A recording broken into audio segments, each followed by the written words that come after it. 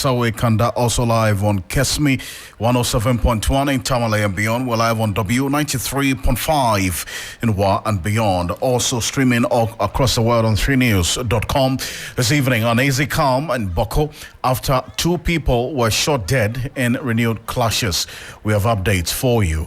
Well, this unfortunate incident in Boko in the Upper East region here on Hot Edition. Also this evening, University Senior Staff Association of Ghana members fail to honor summons by the National Labour Commission over their indefinite strike action, which began yesterday. Industrial action, meanwhile, has started taking a bite on university campuses. We'll give you details of that shortly here on Hot Edition on 3FM 92.7. 50% of Ghanaian women are obese and overweight. That's according to the latest Ghana Demographic and Health Survey report. Later this evening, the Black Stars face the Pharaohs of Egypt in a crucial Group B encounter. We would have the sports team joining us as we have a conversation on Ghana's choice and the chances going forward later here on Hot Edition on 3FM 92.7.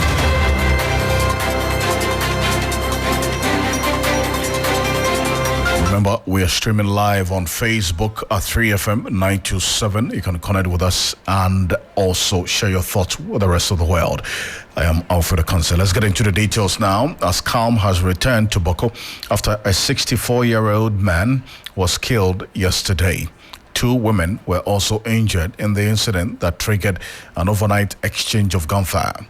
Peacekeeping troops who managed to douse what could have sparked a new wave of attacks in the area in the troubled town have also intensified their patrols. As we speak, unknown gunmen opened fire near the Boko police station yesterday, hitting 3 residents. Now, one of the victims, a male, died later at the Vineyard Hospital where they had been transported for treatment.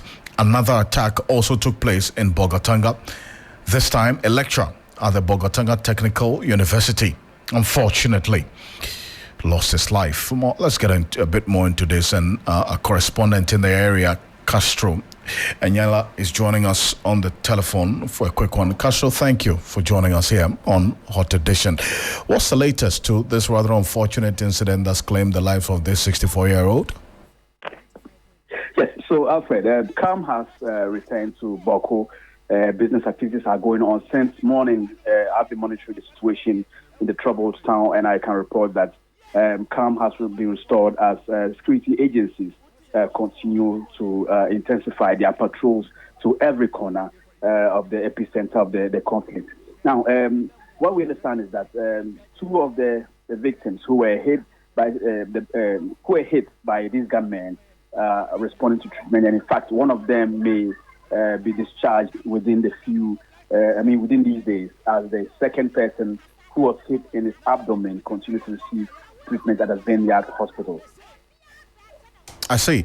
Now, confirm to us whether there's been another casualty as a result of yesterday's sporadic gunshot, because we're hearing reports that 2 persons have been confirmed dead.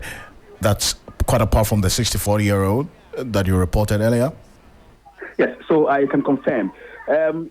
Yesterday, we picked information again, aside from the attack in Boko, which claimed the life of the 64-year-old man. We picked information that there was a similar attack at the regional capital, Bogatanga, where we understood that a lecturer known as Al-Hassan Azuma was hit by gunmen at his residence, killing him on the spot.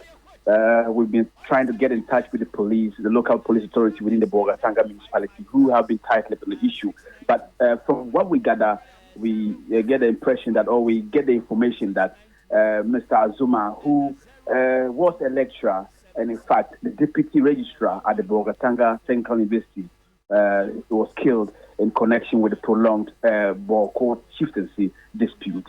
As we speak now, earlier today, the family organized a funeral to bury him in accordance with Islamic tradition, and we understand that he's been laid to rest. As family members hope that the police would investigate the issue and bring the perpetrators to book. They haven't actually made an official statement, but we are picking from family sources close to the family, that the family, is expecting that the police would pick up the matter. Looking at the circumstances surrounding his death, they'll pick up the matter and follow through till some arrests are made and the person is made to face the full rigors of the law. Now, confirm this for us. Is it the case that this lecturer in the Bolgatanga Technical University who was shot dead was also linked to this Boko chieftaincy the chieftaincy dispute that has been raging for quite a while? Yes, Alfred. What I can say is that the Boko chieftaincy troubles have taken a different dimension, and by that I mean they have become very clear that now these faceless individuals who go about perpetuating the troubles almost every now and then have began to do what can be best described as target killing. And so when they see that you are someone who is of influence and you may be a stumbling block, they would usually do everything within means to eliminate you and get you out of their way. The death surrounding, the circumstances surrounding the death of Mr. Alassane Azuma is one that people in the region are beginning to point, saying that yes, it may be connected to the chieftaincy conflict, considering that Mr. Alassane Azuma belongs to one of the feuding factions in the Boko troubles. I see. And I'm sure that this is an issue, at least based on your interaction with the Ghana police and the security agencies there, they're also taking this information quite seriously in their investigation, is it not? Yes. So the police are tight-lipped. They have hardly made comments as far as the Boko issue is concerned. Yes, but then I can confirm that sources very close to the family have revealed that the police are on top of the matter. I even got information that earlier this morning, a team of policemen, in fact, the entire residence of the late Azuma was flooded by policemen in their numbers, and it was said that they had come to pick every bit of information they can gather at the crime scene. So we're keeping fingers crossed. Whatever the police come up to say, considering that he was an important figure within the region, definitely people will be interested in what comes out of the police investigations. And listeners should be rest assured that 3 News would bring them all the latest updates concerning this matter. And I do appreciate all the hard work that you're doing there, Castro. Thank you. Thank you so much. Appreciate it. Thank you. And Castro Nyangla is correspondent in the Upper East region, giving us updates of this rather unfortunate incident as we speak that has claimed 2 lives. The first being yesterday, the tragic incident in Boko in the Upper East region that claimed the life of a 64-year-old who has been identified as Alhaji Musa Saidu, who suffered a fatal chest injury from gunfire. Now, according to police sources, the incident unfolded around Zongo, near the Boko police station at about 12:30 yesterday. Now, those injured include Fidal Abdullahi, 17-year-old boy, Sumaila Munira, 38-year-old, and Amidu Bugri, 40-year-old, Bukari Saidu, 50-year-old, and one Kamal Sadat, a 19-year-old. Now, Fida and Munira are currently receiving medical attention at the Vineyard Hospital, while the remaining 3 are being treated at the Presbyterian Hospital.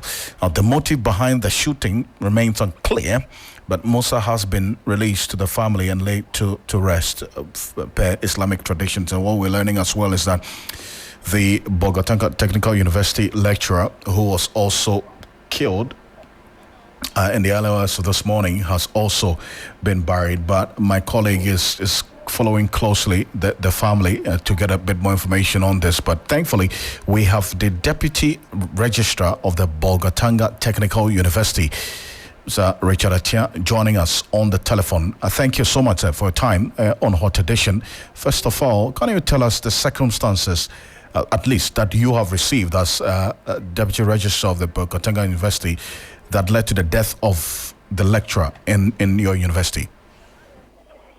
Yeah, good evening, and good evening to your listeners or viewers. Yeah, as you might have heard from your reporters, what we have also heard is that he was at his house and he came out to do something and was shot dead at his residence. So that is what we know for now. But any other details, I'm sure the police are doing their investigations and they will come out with what are the circumstances that might have led to him being shot dead. So that's what we know for now, that he was shot dead at his residence in the suburb in Bolgatanga here last night. Yes.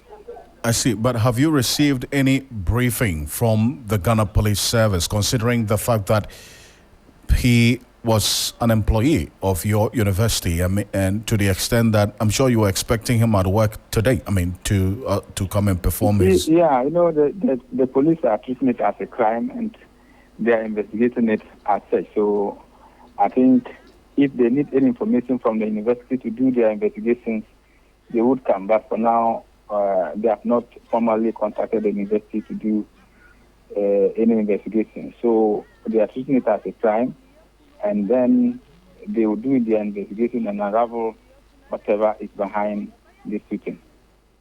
I see. Now, let's get a bit more into the deceased lecturer. What position was he occupying before his death? And he was a deputy registrar, and he was responsible for public affairs of the university. A deputy registrar? In charge of public affairs. In charge of public affairs? Yes. I see. Now, what would you say has been the fond memories that you would have of him, working with him while he was alive? Oh, he's a very hard-working colleague, doing his work very well. He has got a lot to bear on his duties as public affairs director, and he has also served as an executive of Technical University Senior Administrators Association of Ghana, TUSAC, the Bolgatanga Technical University chapter, as the press secretary, and he has done his work very well in that direction. Recently, the National Association had to put him as part of a committee to review the constitution, and they have come out with a very good report on the constitution. And a lot of things he has done for the university and the association. So he has done a lot. And just yesterday he was at work, he was doing his work, and close at the time of close of work. And so he's hard-working individual, likable personality, and all of us are worried and shocked that it has happened this way. I see. Now, the extent that you know him, would you say that his association with any of the factions within the Boko chieftaincy conflict, was that pronounced for him to be a target? No, we know him to be doing his work as a public affairs director. We don't know any other thing. If he belongs to any faction, fine. Everybody belongs to a tribe. But as to what he's doing or not, that one is not brought to our attention. We know that he's a public affairs director of the university, and he has been doing his work very well. He comes to work every day and executes his responsibilities to the best of his abilities, and is liked by everybody. That is what we know about him. Mr. Richacha, I thank you so much for your time on this, and condolences to you as well and the entire staff of Bolga Technical University. Richard Atia is the Deputy Registrar at the Bolgatanga Technical University. They're giving some information on a rather unfortunate incident that's led to, we understand now, a lecturer with the Bolgatanga Technical University, as you rightly heard, has been shot dead at Bolga.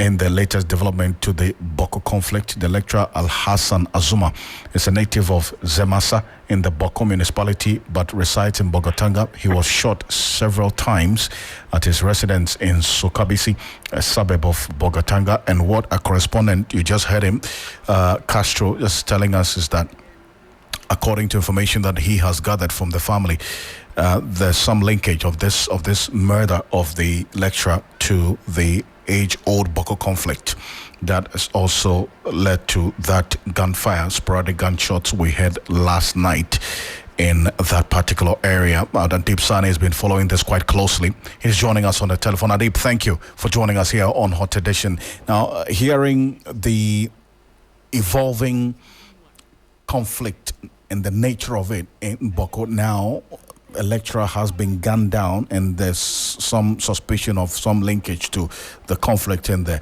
What's your own reading of the evolution of this conflict, this Boko chieftaincy conflict? Alfred, thank you for the opportunity. As a student of criminology, when an individual is shot or stabbed repeatedly, like we have seen with the case of this man, it is called an overkill. So what in essence this means is the perpetrators really wanted him dead, and it was their job to make sure he is dead. This cannot be a random act of criminality or a robbery gone bad. Surely it should have something to directly or indirectly do with the conflict situation in Boko. And I'm not surprised. I mean, as a security practitioner, as someone who is very well grounded, as someone who picks up a lot of information from the ground and don't hesitate even sharing with state security agencies, I have always indicated if care is not taken, this Boko thing would spiral out of control and it will affect you and I in Accra. It's not surprising it's happening in Bolga. It has happened in Accra about 4 weeks ago. It happened about a week ago at Aveno. And it is likely to happen in other parts of the country where we least expected it to happen, because we are not dealing decisively, fundamentally with the issues. And Alfred, look, let me tell you, and this is an uncomfortable truth, the level of impunity in Boko is unfathomable. It defies all semblance of sanity. The probability of you getting, held to account for killing in Boko is almost zero. In fact, the police themselves are protecting themselves. You know, they've constructed a huge wall. Yesterday, someone called me from Boko Adib. I want you to listen to some good music here. I could hear sounds of gunfire. I was like, where's the police? Where's the military? I know the police, they've had a very huge self-contained wall. So when it happens that way, they also close their gates because they are protecting their men. So if the police is running for cover, how much less the civilians on the ground? So at the point, I feel people will just go like, let them kill themselves. People die in Boko like animals. Young people, very strong people who could have contributed to the development of the country. There's total chaos in the area. It's unfortunate. So I wasn't surprised when ATP Raymond Adolphin was talking about gunning down assailants with guns and all that, because we are not dealing with the fundamentals. And we'll keep talking about it. And Alfred, don't be surprised. Next week, there'll be another killing, and we'll talk about it again. So how many more people should die before governments commit? I said governments because not only the NPP, the NDC, before we commit tentatively, devoid of the petty politics, and deal fundamentally with this issue. And you talk about the last point that you made, that you cannot rule out the political influence in all of this and the undertones as well, because it appears that one faction indeed feels emboldened when one political party is in power. Another faction feels emboldened when the NPP is in power. The other feels emboldened when the NDC is in power. So what has to be done to as it were, deal with this matter decisively, as you're talking about both NPP and NDC? What has to be done? The politician fears losing votes more than death. So whatever would make a politician lose votes, no, it cannot be countenanced. And that is a fear. When we resolve this issue, one side would win, one side would lose. And that is what the politician is scared of. So by attempting to serve two masters, you end up serving none.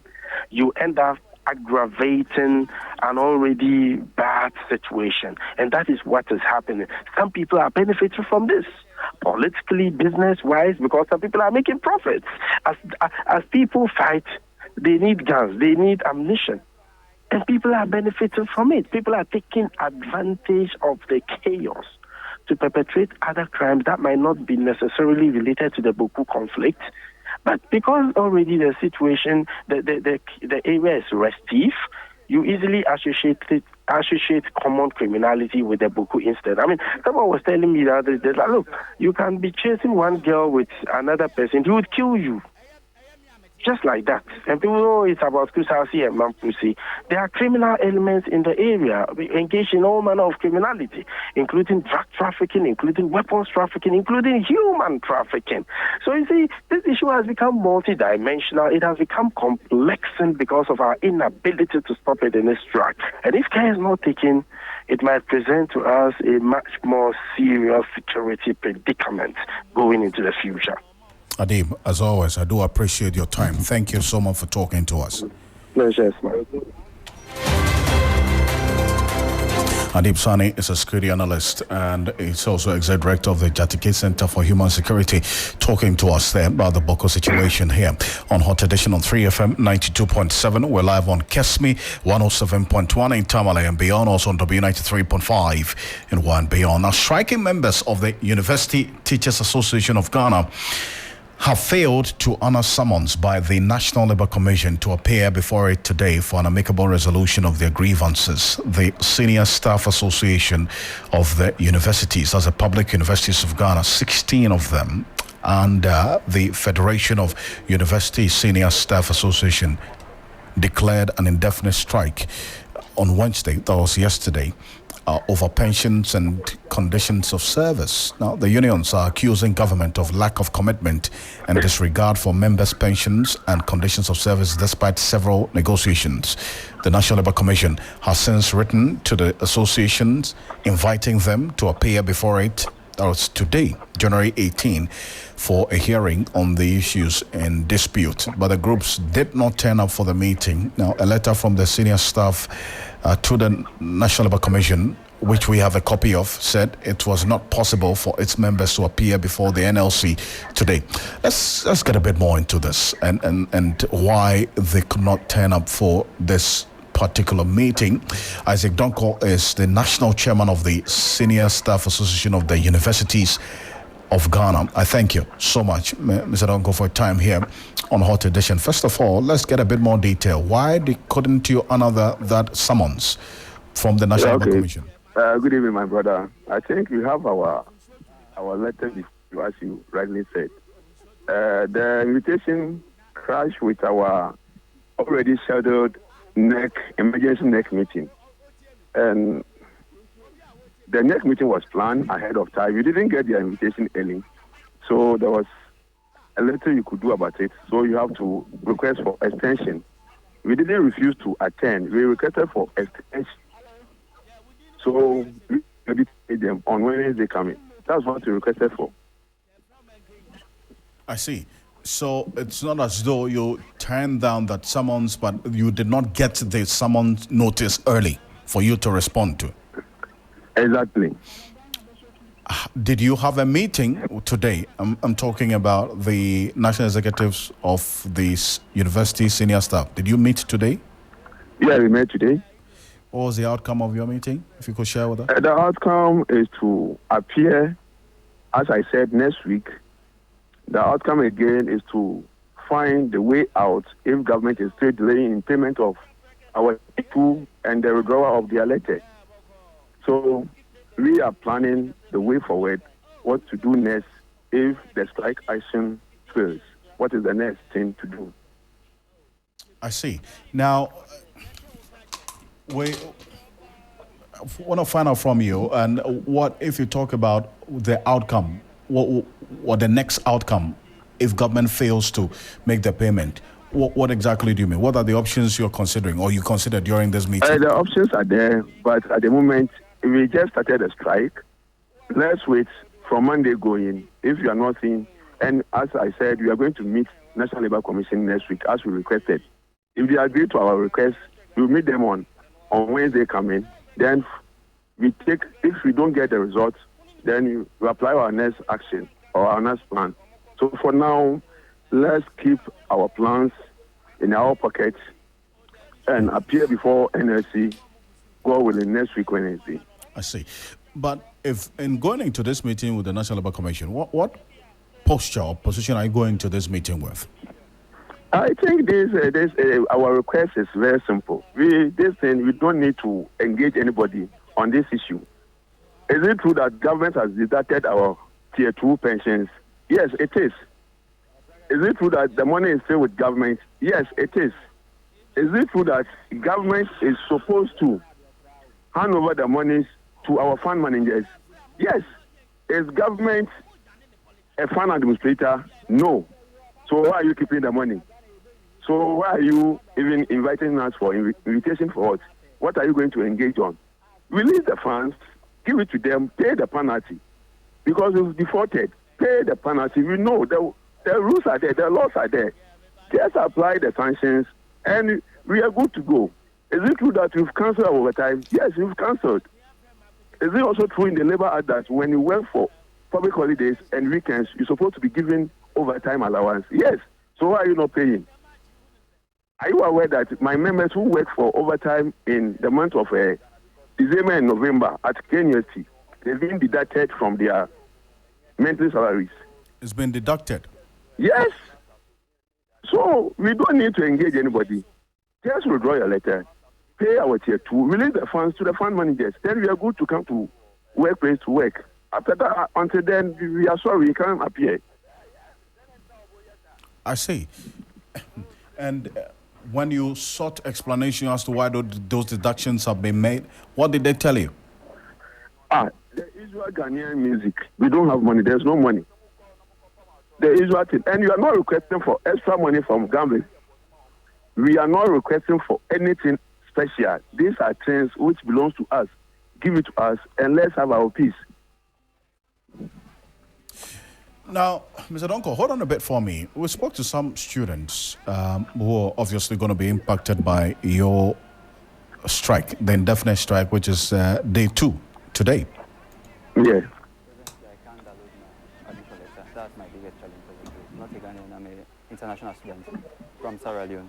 I can say so because the thing that will determine my faith, which is my admission letter, I can't get to see it. And it contains all my details, my tuition fees and my information on campus. So since I can upload my admission letter so I can see I don't know my faith. Me seeing my details. I spoke to my friend, told me that the registration will close this Friday.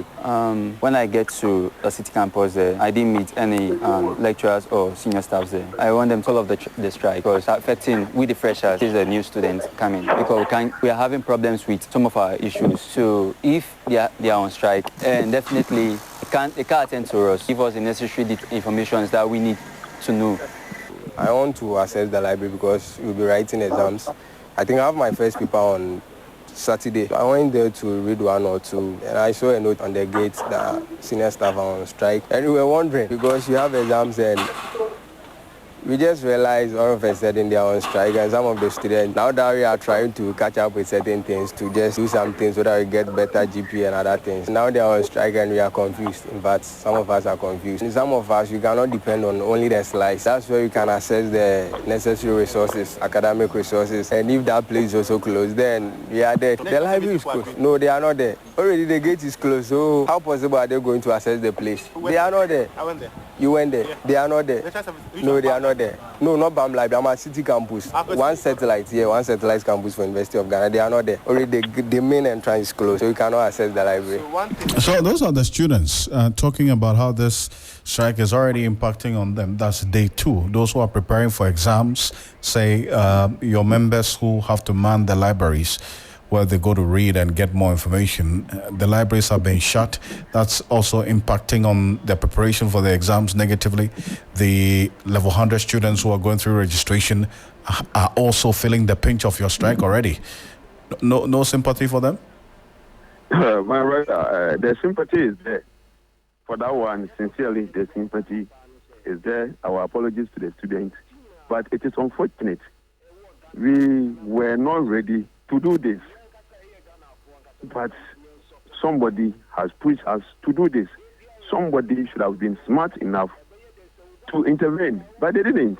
So what can we do? So we wait to Tuesday. That's what the students will have to wait for, is it not? Come again. We'll wait for Tuesday till Okay. that meeting that you have with the National Labour Commission, isn't it? It's Wednesday. It's Wednesday. We requested for Wednesday, and we have to wait for their response. Okay. So, until then, the students yes. will have to bear with this. Yes, that one, yeah, they have to bear with us because we are ready to serve them, but it's unfortunate. Mr. Donko, thank you for your time. Appreciate it. Thank you too. Isaac Donko is the national chairman of the Senior Staff Association of Ghana, joining us there. Now, a number of you students as well were sharing your experiences with us on Facebook at 3FM927, also on X at 3FM927. Thank you very much. Emanuela Asante, who is listening to us at the University of Ghana City Campus, says, good evening, Alfred. It's a very tiring experience not having these people at post and going through registration. I have decided to wait till they call off their strike before I complete my registration. This one here from Nanayao says that for those of us who are preparing to write the exam, we would have to look for other means of getting information because just as you indicated, the libraries have been closed.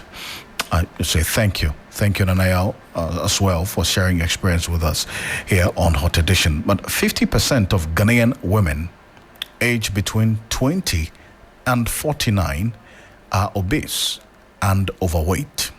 That's according to the latest Ghana Demographic and Health Survey Report 2022. Now, this health challenge has been attributed to poor eating habits and improper lifestyle.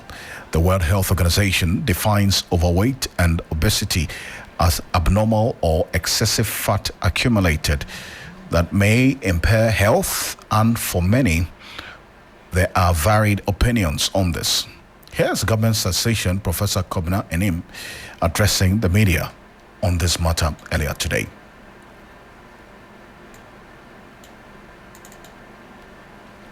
A 19-year period, or close to 2 decades. In 2003, we recorded 44.6% of our women that were anemic, 15 to 49 years. Over this 2-decade period, 19-year period, we've made gains of only 3.5 percentage points, dropping from 44.6 to 41.1 in 2022. I did mention earlier on the consumption of unhealthy food and what we see with obesity among adults. The first story is that half of our women are either overweight or obese, specifically more than a fifth of them being obese, 22%, and 28% of them being overweight within a BMI of 25 and 29. The situation between females and males is about 2 times, as we do record 20.7% of males that are either overweight or obese relative to half, that is the 50.2% of females that are either overweight or obese. In the context of males, we have 3.9% of them that are obese and 16.8% of them that are overweight. This varies and increases with age, our lifestyles, and health outcomes. Prevalence of obesity across our 16 administrative regions. Across our 16 administrative regions, we're recording Greater Accra 35.6% either obese or overweight, and also Greater Accra region 61.3%. Later on, you're going to see the slide on poverty or wealth status and education on these health outcomes. Again, stark regional variations are observed, and one of the major observations here across the 16 administration regions are the wealth status of these 16 administrative regions, with a few exceptions like Volta. As you see Greater Accra on top, and you see 3 of the 5 regions in the north at the bottom, specifically Northern, Upper East, and Northeast. Okay. Well, so that's a government association there. Let's get a bit more into this. Professor of Public Health Nutrition at the University of Ghana, Professor Richmond Aite, beg your pardon. Professor Richmond Aite is joining us. Professor Aite, good evening. Can you hear me? And thank you for joining us here on Hot Edition. Good evening, Alfred. How are you doing? I'm well, thank you. It's a happy New Year. It's been a while. Indeed, it's been a while. Thank you. Thank you so much for agreeing to speak to us. First of all, I mean, it wouldn't come to you as a surprise, at least based on where you sit, that 50% of women in Ghana between the ages of 20 to 49 are obese. Would it? No, it's not a surprise. Why is that? Well, this is a survey that was done in 2022, and a few years ago, when this had been done, in fact, back in 2014, when it was done, it was 40%. So we've just moved up about 10 percentage points. So I actually, based on the trend from 2008, I was predicting it to go to about 55%. So it's not so surprising that it is 50%, around 50%, what it is now. I see, and we also see the breakdown. I mean, if you disaggregate the data, as we had the government association put out, you have a lot more of these obese women or young girls, 20-year-olds, in the various regional capitals and the national capital as well. Does that tell a story? Yes, there is a very simple story to tell there. And that story is that we as a people are going through what we call a nutrition transition, where our diets are changing and we are having diets that now what we call obesogenic diets, because they are more calorie focused. So the food is providing us with more energy, dietary energy, but it is less nutrient dense. What this means is that our diet sort of promotes overweight. And we are also becoming less physically active. And you see these trends more in urban areas. So it is not surprising that you are seeing this more in the urban areas. This data shows for women in a particular age group, 20 to 49. But if you look a bit younger, if you look at also adolescents between the ages of 10 and 19, you are seeing a similar trend. So this is something that I predict that is going to keep going until we put in a deliberate intervention to address it. So what that means is that for you even bring up another dimension to the conversation, that if we move the age bracket downwards a bit from 20 to 49 to 10 to 19 years, we would find a lot more obese children. We'll see high levels there as well. In fact, we have done studies that show that the overweight and obesity among our young children, so those in JHS, later part of primary school, JHS, and into secondary school, overweight and obesity among them, especially in the urban areas. And we have done our study in Accra and Kumasi. We see that it's about 17%, but this was in 2010. And so if I extrapolate that, I am thinking that we'll probably be in the early 20s for that age group. If they are starting their adult life at that point, you can imagine where they will be when they are older. That's a very worrying picture you paint there. But parents are listening to us right now. So what should they do? I mean, and also for the age bracket of 20 to 49, what can they do as well? There are lots of things that have to do with individuals, but there are also things that have to do with the environment that we live in. So let me tell you what parents can do. Parents can be intentional about the food choices that are made at home. There are simple things like sugar-sweetened beverages that have become so common that parents, make it available at home. They themselves are consuming, the children are consuming, and nobody is keeping track of how much calories these are added. In addition to the food that we eat. We don't even think about these sugar-sweetened beverages as part of food, but it is contributing calories. Then all kinds of snacks that we are making available to our children to go to school. After, when you were going to school, was it mandatory for you to take a snack to school? Oh, not at all. Any brand name? Nah, well, it depends on where you grow up, actually. Without some processed, and usually it's ultra-processed food added to their snack bag. And it's also become fashionable that when it's our day, then our children get all these, high-calorie foods as a reward to them. And that is feeding into that. So those are things parents can do at their level. But at the environment level, in the society, we also have increasing exposure to these highly palatable, relatively cheaper and healthy foods. And our children are becoming, if you like, addicted to it. So those ones, individual parents cannot stop it. It has to be public policy.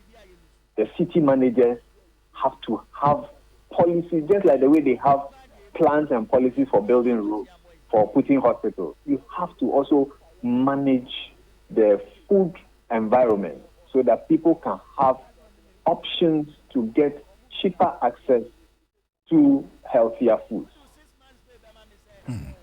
Cheaper access to healthier foods. I want to thank you very much, because this point you just made, Dr. Kwame Asante, who's just listening to us, also made the point just few seconds before you even said this, that he says, good evening, Alfred. Most of the healthy foods are even more expensive these days, and that's why the junk unhealthy foods come in handy. You agree with that? Definitely. Recently, the School of Public Health has been championing, and government has listened to that call, and we've now established, the law that was passed on sugar-sweetened beverage, the tax that was passed on it. Those are part of the solution, but there's a lot more that we can do so that we can have easier and cheaper access to fruits. These days, fruits are one of the most expensive commodities if you want to eat healthy and you want to incorporate fruits in that. That's a challenge, and we need to work on that. Prof, appreciate your time. Thank you, and I wish you well. Thank you for the opportunity. Professor of Public Health Nutrition at the University of Ghana, Legon, Professor Richmond Ayete there. This is Hot Edition now. To some news that came in earlier. Former Minister of Defense and Member of Parliament for the Navrongo Central Constituency, Mark Owen Wayongo, has died. The Wayongo family head, Mr. Awene Zinge, confirmed the death in a statement earlier today. Mark Wayongo was 74 years old. The former Upper East Regional Minister, who had been unwell for some time, died earlier. In fact, died yesterday, January 17, at the Bank of Ghana Hospital here in Accra. Mark Wayongo was Member of Parliament for the Navrongo Central Constituency from 2012 to 2016. He announced his retirement from politics, disclosing in December 2016 that he would not contest any political position again. He was appointed the Upper East Regional Minister by late President John Evans Mills in his government in 2009. He was retained in that position by former President and flag bearer of the NDC, John Dramani Mahama, following the death of President Mills. In 2013, he was nominated by President Mahama for the position of Minister for Defense.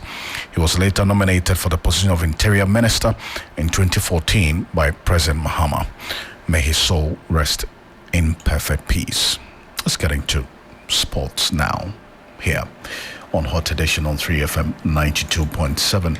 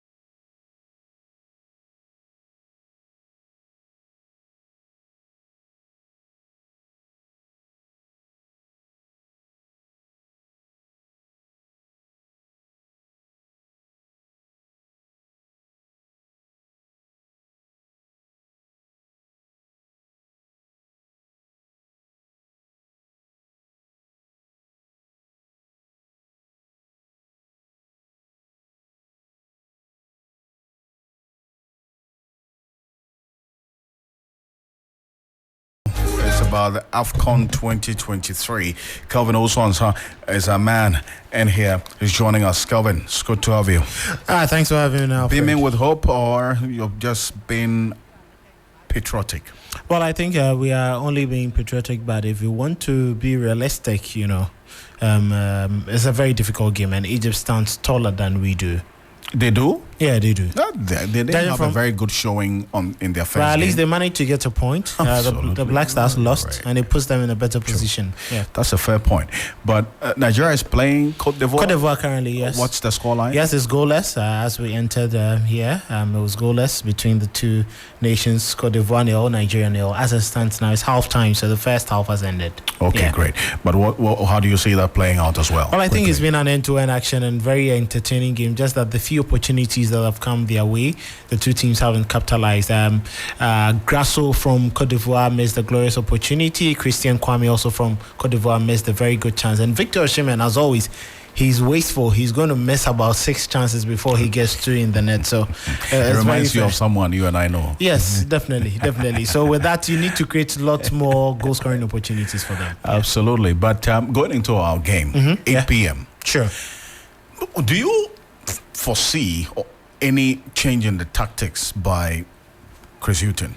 Well, I don't expect too much of changes in the tactics or the tactical dimensions in which we saw in the first game, but there should be one player who could probably come in and reshape the entire team. That is Kudus Mohammed, and as much as he cannot play 90 minutes, he's expected to play about 65 minutes, or if he's coming for the second half, he's going to play about 35 minutes, which means that yes, you have a fairly balanced decision to make. Either he influences the game from the first half or he influences the game from the second half. If it's starting, it means that we are going to play a lot more on the wide, that is the right hand side, unlike we played more central to Ransford Yewa in the other game. So that could possibly shape the team up. And I think our defense had a bit of issues with Salisu. Many are calling for Daniel Amate to step in, and I think it is rightly so.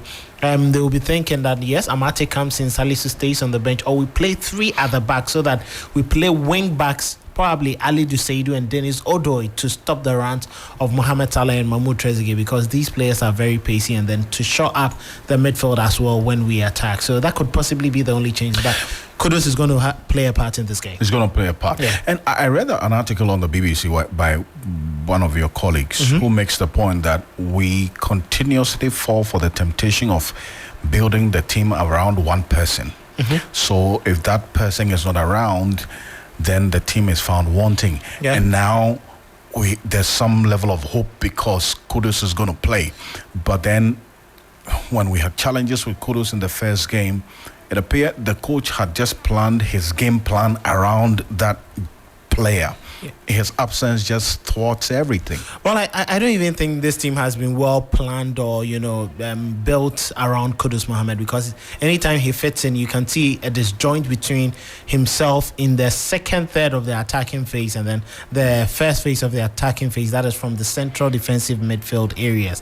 I still think that the team doesn't really have a rehearsed pattern of play, and you see very disjointed patterns, and our transitions are poor, building up slowly from our defense, and we don't even have the right men to execute the game plan that Chris Hughton would want us to play. So it's not just about him, it's about the entire team and the shape.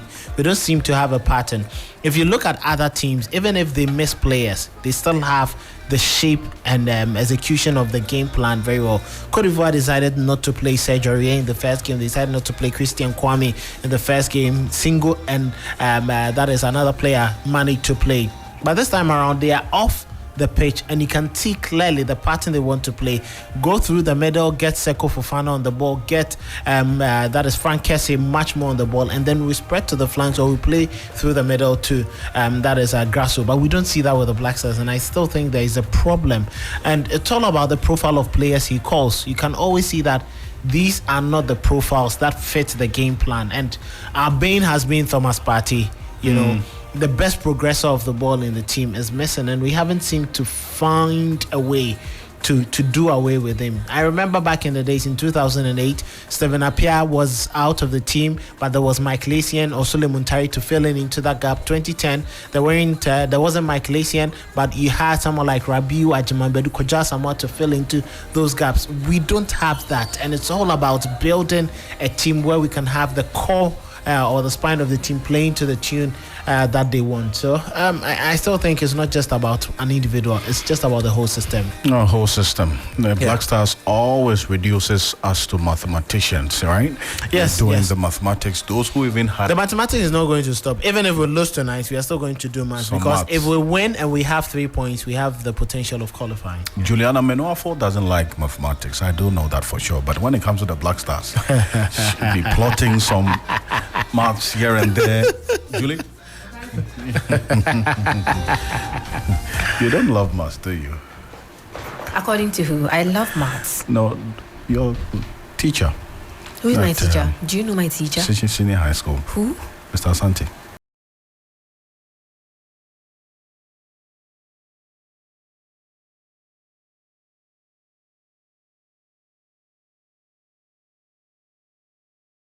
I'll go for a 2-1. 2-1 win for Egypt. 2-1 for Egypt? Yeah. You're so unpatriotic. No. I'm being realistic, sincerely. I don't like to. 2-1 for Ghana. Well, let's see how it goes. Yeah. If Alfred wins, I'll dash him 20 pesos. If Kelvin wins, I'll dash him 10 cedis. I love that. You're forgiving. Thank you. Anyway, so we're going to business now, and Juliana Menuafo is standing by with the latest in the world of business. Stay with us. This is Hot Edition. We'll be back shortly after this quick break.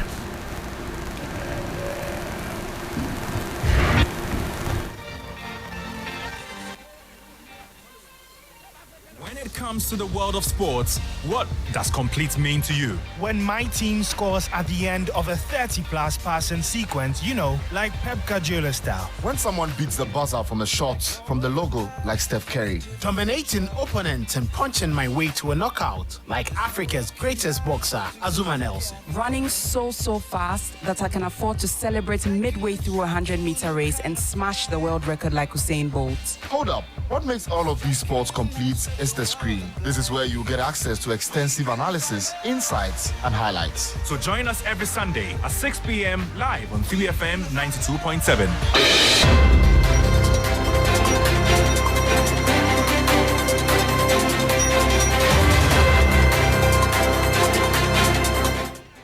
Hello, good evening, and it's time now for the business segments. Straight to our story, and Ghana anticipates a substantial surge in export figures to the European Union this year, following the successful training of approximately 40 businesses in the country on the European market standards. The program, a collaborative effort between the Ministry of Trade and Industry and the European Union, aims to enhance the capacity of Ghanaian businesses for international market opportunities. The following report has more.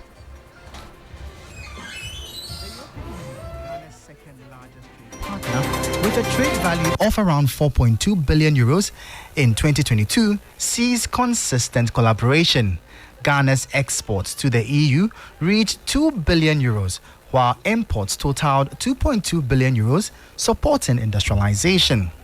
The Economic Partnership Agreement since 2016 solidified Ghana's duty-free access to the European market. Speaking at the close-out ceremony of the Complete Ghana program, Deputy Minister of Trade and Industry, Nana Amadokia Isiama Ejay, highlighted the government's commitment to global trade empowerment. As we close this chapter, let us see it as a new beginning rather than an end. The relationships forged, the lessons learned, networks built, and the achievements realized during the Compete Ghana program will undoubtedly serve as a springboard for future collaborations and endeavors. The impact of this initiative will continue to resonate, fostering a legacy of sustainable development, economic empowerment, and international cooperation. The EU representative expressed openness to increased imports and investments, stressing the importance of maintaining high standards. The EPA agreement is there. The EPA agreement will have to be implemented. Actually, we have a time frame for implementation of this agreement. So we will continue to be here and to be supportive of the development of our relation. So for sure there will be new activities to support, in particular the business sector, the small and medium enterprise of Ghana, which are the backbone of the economy, will benefit from it. So you can be sure and that will be there, and we will continue to support. Some beneficiaries of the training program shared their experience. They have been able to equip us to be able to move forward from where we are into another dynamic area in our production. And then we are exporting indirectly, but they have opened our eyes that we can export. So that is what they have inculcated into us. They've created a e-commerce platform for us to be able to sell some of our products at the EU market. And we are looking forward to selling more products and making more production because the demand has become very high. And that was a report by my colleague Michael Ogbudu, ending the business segment on Hot Edition and Hot Edition as a whole. Visit 3news.com for more stories. My name is Minuafo. Have a good evening. All right, thank you very much for staying with us here on Hot Edition on 3FM 92.7. It's now time for the entertainment news segment powered by 3 Entertainment. My name is Akofa. We begin with Chef Fila, who embarked on a 10-day cookathon from January 1, 2024 in an attempt to break the current 119-hour record held by Irish chef Alan Fisher with support from her assistant, Chef Malik Eric. Now, she was speaking with Cookie T and Roland earlier today to talk about her resilience, her strength, where she got it from, and what actually motivated her to keep going. So the 120 hours originally was for me. I did it. Now, calculate all the other hours in addition to the 120 hours. It was for my loved ones. Wow. It was for the people who supported me in my lowest. It was for the people who saw me in my lowest self. I know. And keeps on believing in me. Not easy. Wonderful people, I'll go into their offices, knock on their door and tell them, I'm not looking for money to buy clothes. I'm not looking for money to buy wigs. I'm looking out for the kind of family I didn't get. I'm looking out for... Very emotional Fila there in a conversation with Cookie T and Roland Walker earlier on TV3 New Day, touching on the impact that she believed that her cookathon will have on young people in the northern region, and the fact that she kept going at it because she wanted to change the narrative, change the story that usually is being told about the people from the northern region. And that brings an end to the entertainment news segment here on Hot Edition, powered by 3 Entertainment. My name is Akofa. For more news, log on to 3news.com, and the 3FM Drive team continues with more.